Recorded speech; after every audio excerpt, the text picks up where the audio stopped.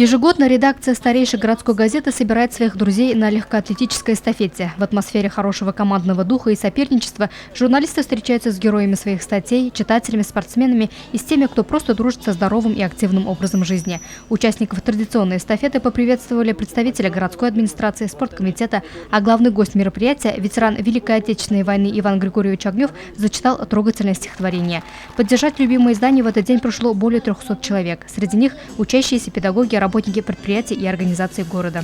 Мы представляем комплексный центр социального обслуживания населения. У нас сегодня участвует 5 человек, 2 женщины, 3 мужчин. Сибайские рабочие мы выписываем, наша организация ежегодно выписывает.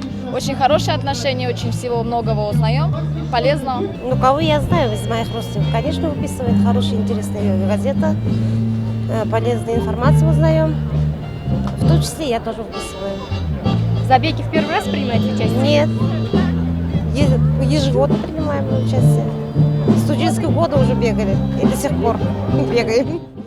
Много всякой интересной информации, конечно, там об обществе, там что, как развивается, что открывается нового, какие достижения у нас бывают в Сибае, вот, как молодежь развивается, много всяких интересных.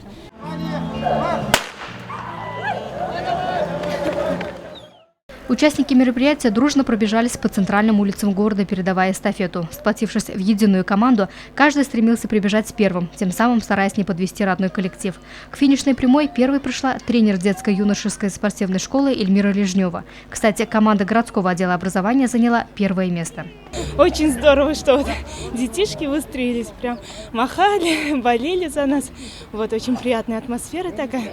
Хотелось бы, конечно, чтобы именно в таких масштабных мероприятиях принимало как можно большее количество людей, участников, чтобы спорт поддерживался в городе. Первой в эстафете стала и команда первой школы. Да, я прибежал первым на дистанции 1 километр. Соревнования хорошие, погода, конечно, не очень, но бежать можно. 2 команды в честь юбилея. Мы выставили одну младшую команду, одну старшую. Знаю, что вот еще до финиша не дошла, но знаю, что первое место. Традиционно первая школа, первое место. Скажите, пожалуйста, что можете сказать о газете «Сибайские рабочие»? Выписываете ли?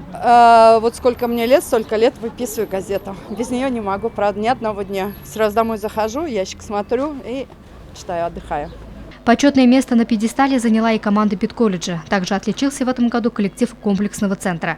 Очень много личных призовых мест. Ежегодно предоставляется личный приз и неоднократного чемпиона данной эстафеты Рената Сергалина. На протяжении всей эстафеты участников сопровождали машины скорой помощи и ГИБДД. А энергичный голос преданного друга газеты «Сибайский рабочий», известного в городе спортсмена Фанилия Аминева, поддерживал и подбадривал спортсменов. Не остались в стороне и музыканты группы «Ретро».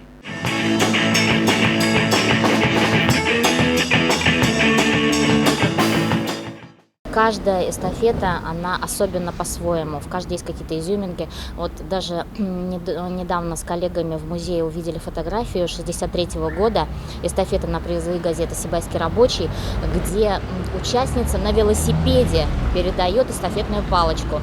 То есть совмещалась эстафета, где бегали люди и ездили на велосипедах. Желающих детей, подростков, молодежи заниматься спортом все больше и больше. И это приятно. Луиза Мустафина, Радмир Исенгулов, Любовь Карпова, телекомпания СТВ.